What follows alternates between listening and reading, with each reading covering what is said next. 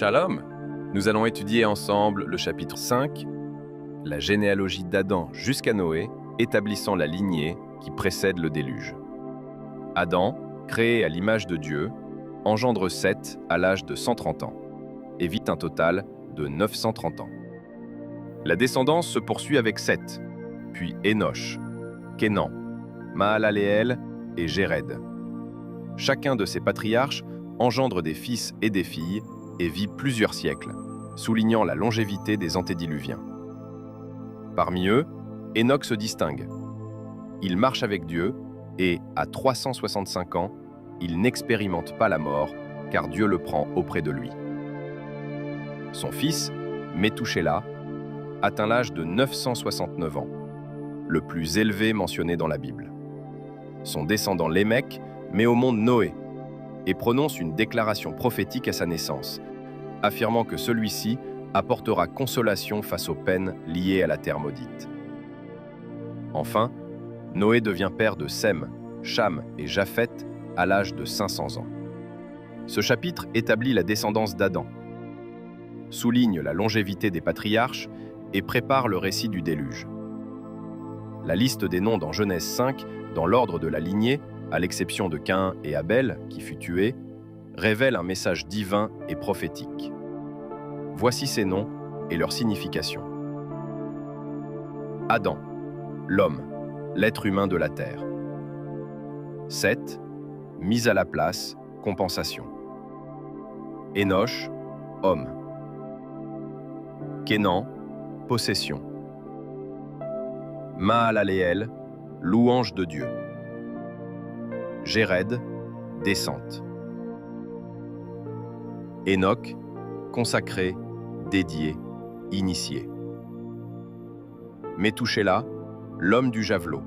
À sa mort, le javelot, dard ou épée courte.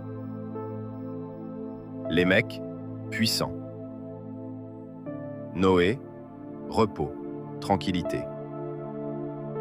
Sem, nom, renommé. Cham, chaud, bouillant. Japheth, qui s'étend, ouvert. En combinant ces significations, nous voyons que tout cela a un sens. La phrase prophétique est « L'homme tiré de la terre est compensé par l'homme qui possède la louange de Dieu.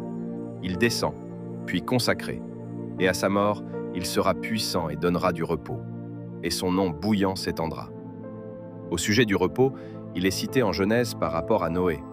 Celui-ci nous consolera de nos fatigues et du travail pénible de nos mains, provenant de cette terre que l'Éternel a maudite. Ce thème est repris pour le Messie Yeshua. Matthieu 11, 28. « Venez à moi, vous tous qui êtes fatigués et chargés, et je vous donnerai du repos. » Au sujet de son nom qui s'étendra, Luc 24, 46.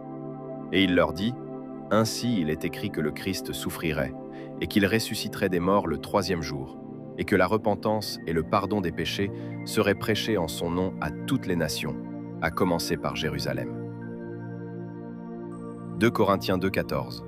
Grâce soit rendue à Dieu, qui nous fait toujours triompher en Christ, et qui répand par nous en tout lieu l'odeur de sa connaissance. Cantique des Cantiques 1, 3. Tes parfums ont une odeur suave. Ton nom est un parfum qui se répand. C'est pourquoi les jeunes filles t'aiment. Au sujet du bouillant, il est lié aux ailes des croyants. Apocalypse 3, 15. Je connais tes œuvres. Je sais que tu n'es ni froid ni bouillant. Puisses-tu être froid ou bouillant? Les vrais croyants sont bouillants, c'est-à-dire zélés. Les noms dans la Torah ne sont pas simplement des désignations aléatoires, mais révèlent un message divin soigneusement orchestré par Yahweh. Chaque nom, avec sa signification spécifique, contribue à une histoire prophétique qui pointe vers une vérité plus profonde. Cette séquence de noms commence avec Adam, représentant l'homme tiré de la terre, et traverse des thèmes de compensation, de louange divine, de descente et de consécration, pour culminer avec des notions de puissance et de repos, comme illustré par Noé. Cette trame narrative s'achève et trouve son apogée en Yeshua, Jésus, dont la vie et les enseignements complètent et éclairent ces messages anciens. Yeshua est celui qui offre le repos ultime, une promesse réitérée dans Matthieu 11, 28.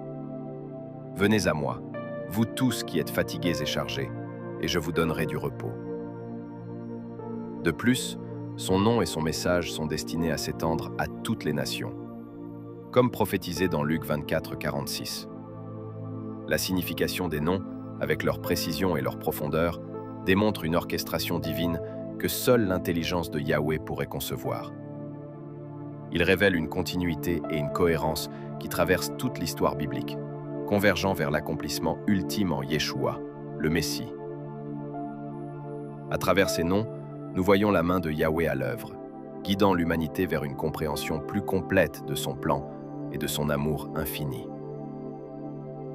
Ainsi, en examinant ces noms et en comprenant leur portée, nous reconnaissons que toute la gloire revient à Yahweh pour l'éternité, en son Fils bien-aimé, Yeshua, qui incarne et réalise ce plan divin.